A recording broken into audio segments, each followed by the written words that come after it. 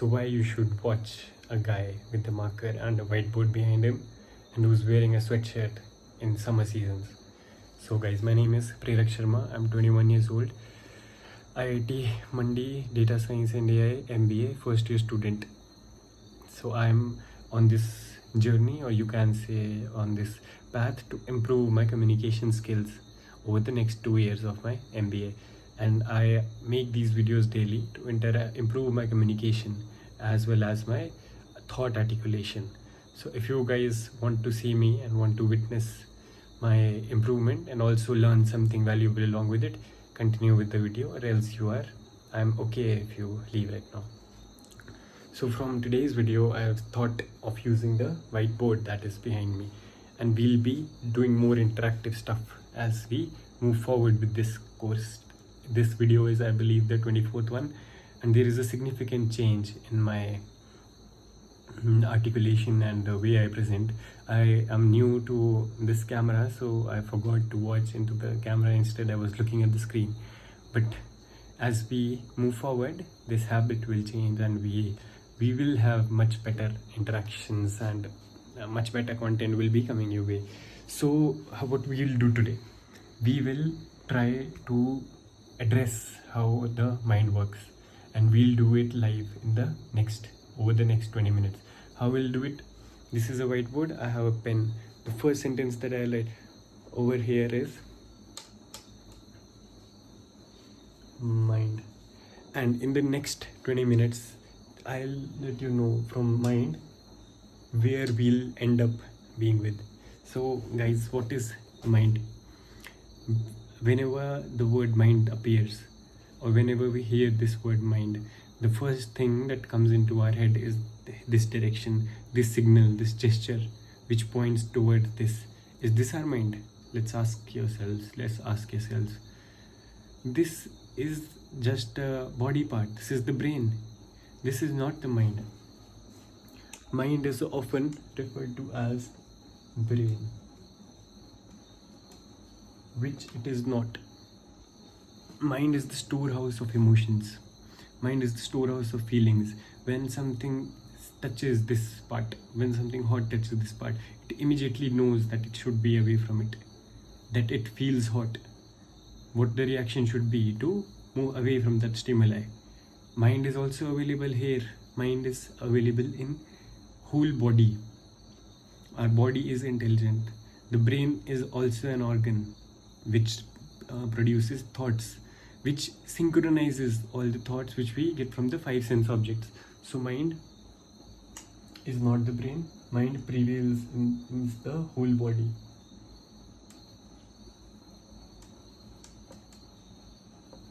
Prevails in the whole body. It is not just the brain. Anything that is happening in our mind, it's all thoughts. Where do these thoughts come from? We are also like robots. We gather information from outside. Whatever that we can observe, we collect data from it. How do we collect data? We need some tools, we need some sources. When we go outside and we have to filter something out or take some sand for making our houses, how do we get it? We need some tools. We need a JCB or a truck to collect the cement and put it in the truck for communication. But for mind, its tools are for brain, its tools are for mind, its tools are from where does it gather information? It gathers information from the 5 senses.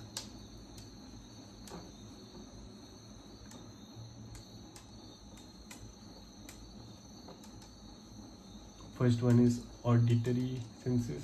I'll just simply write audio, and then comes eyes, taste, and then comes touch. What's the last one? We can listen, we can hear, we can touch, we can see.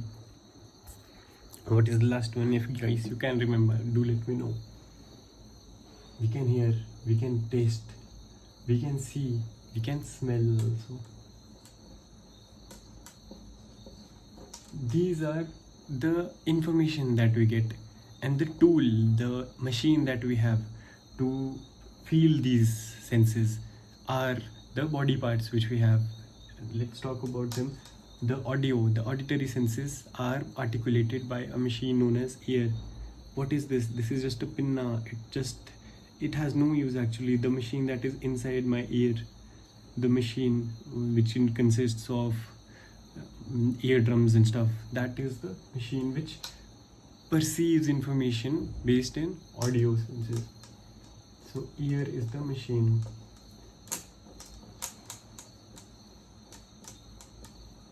For eyes, our eyes are equal to vision. So let's rotate it. Whatever we see around, whatever we observe, perceives in the head through our two machines which are on our face, which are known as eyes. And every living organism has that. Every living organism other than plants have it. So taste, the second one is vision. We can see through our eyes. And information, the visual information we get from our eyes, the sound information we get from our ears. And the taste, how does a food item taste, whatever we put in our mouth, how does it taste like, we get to know it through the machine known as tongue.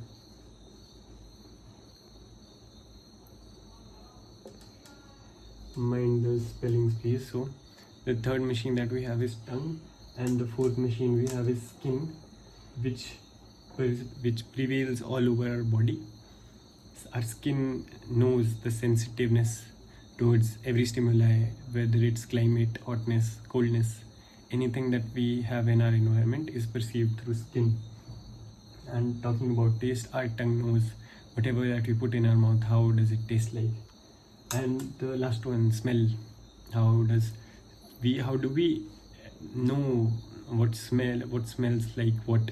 Through a machine called as nose. We all have a nose, and through nose we perceive the smell senses, the gandh which is around all of us. And all of this information is being given to the mind. Mind processes this information in a manner which further gives signals to me on which I can act. The choice is with me to act or not to act based on the direction given by mind. Why? Because mind is the storehouse of emotions.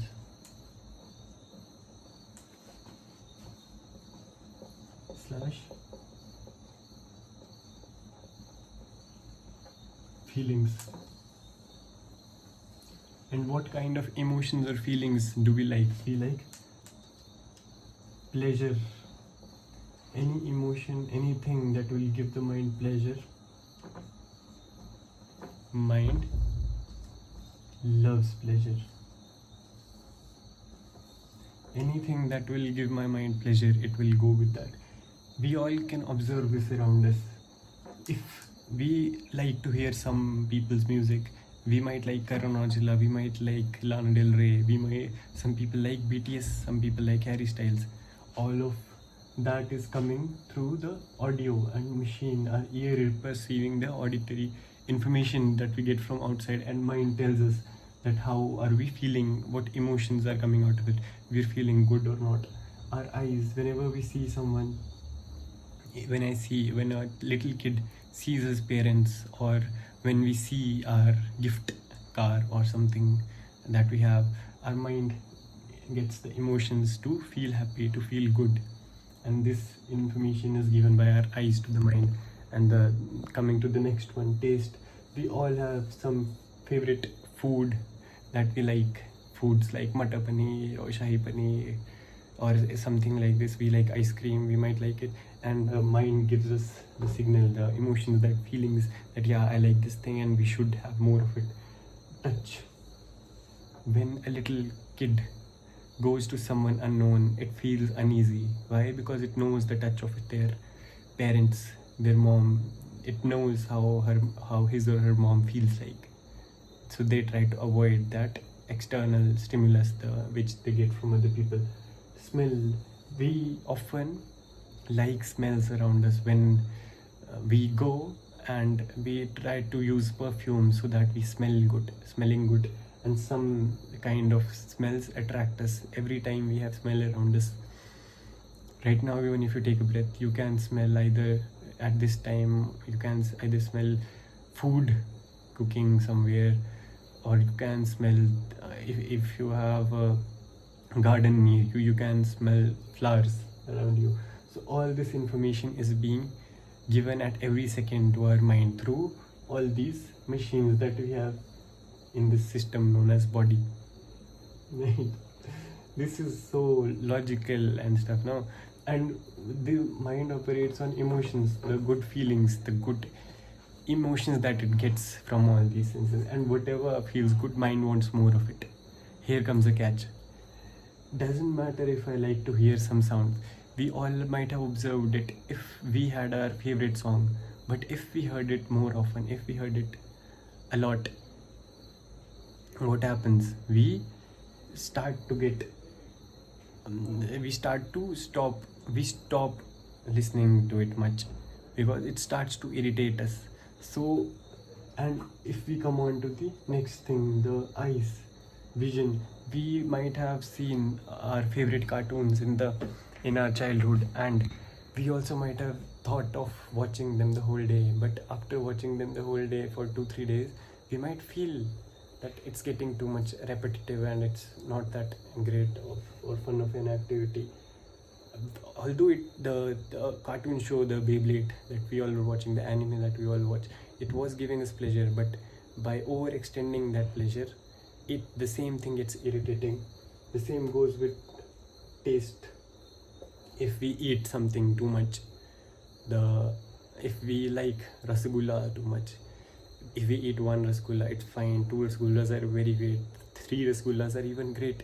But at the 4th rasgulla, you feel like, no, this is too much now. And then the 5th, 6th rasgulla will make you hate that thing that you liked at first. And the next comes touch. You might have observed, children also might have observed, when they stay with their mothers too much, or when they stay with someone too much, they start hating them.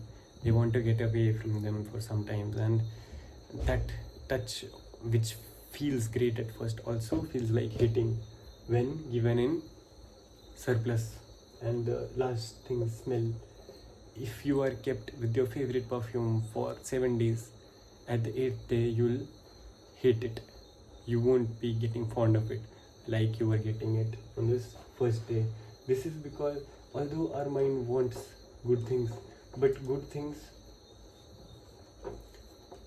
by good things I mean which gives us pleasure.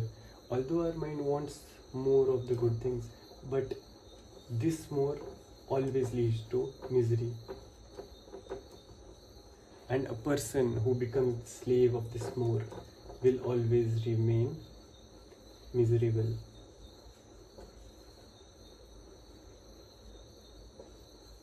Because this is the whole game of mind. Our mind operates on pleasure, good feelings, good emotions, and we have lots of information around us, lots and lots of information around us. We can hear any sound on one tap of a picture, one click away. Any music that we like is one tap away. Whatever we feel like seeing, anything is one tap away. Anything that we want to taste, just by one click, Blinkit, Amazon, everything, you can get it in your hands. You can have many partners with you. You can touch as many people as you want. You can smell anything. Today there is surplus amount of things around us. To please our 5 senses, we have enough data and information around, and that is why mind keeps on wandering in this dimension of 5 senses, totally to feel more pleasure. And if this so much amount of data is available around us and we let our mind do its own things, we get lost. And this Maya is so strong, this illusion is so strong, that we lose ourselves in this process. We won't realize who we are. This happens, this is not a new thing. We have seen many people who follow their senses, and in the end their demise comes, because too much of anything will always leads to misery, and if you have misery, you will be miserable. This was the whole concept of mind, how it gets information. And here comes the second thing, intelligence.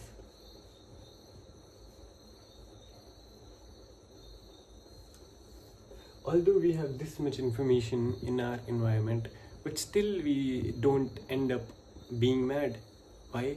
Because there is an intelligence and another voice in our head that comes along with the mind. And every time, every second, there is a clash between the mind and intelligence in our minds. Our mind tells us to skip doing work, let's do it tomorrow, but our intelligence also tells us in the same time that if we skip our previous day, tomorrow it will bottle up and I'll have to work twice. But that time it is totally our choice. Whom do we want to go with? Do we want to go with the intelligence and do the necessary task right now, or do we want to go with the mind and skip today and do the necessary task tomorrow? It is totally our choice. There is always a conflict, a battle, a duel between mind and intelligence. And who determines who will win? Whom we give energy to. If I give energy to the mind, mind will win. If I give energy to the intelligence, intelligence will win. All of these are under my control. I am the master of them. There can only be two things. Either I can be the slave of all these, I can be the slave of the mind, or I can be the master of the mind. Becoming the master is hard because all this information is not in our control. Even if I don't do anything, I have to see something, I smell something, I hear some things. This loads of information is around us and it's easy to get distracted rather than get focused. So it totally depends on us how we want to operate in this world. If we let intelligence prevail over the mind, in the long run we get benefits. Benefits which don't give us momentary pleasure. It gives us long-term pleasure.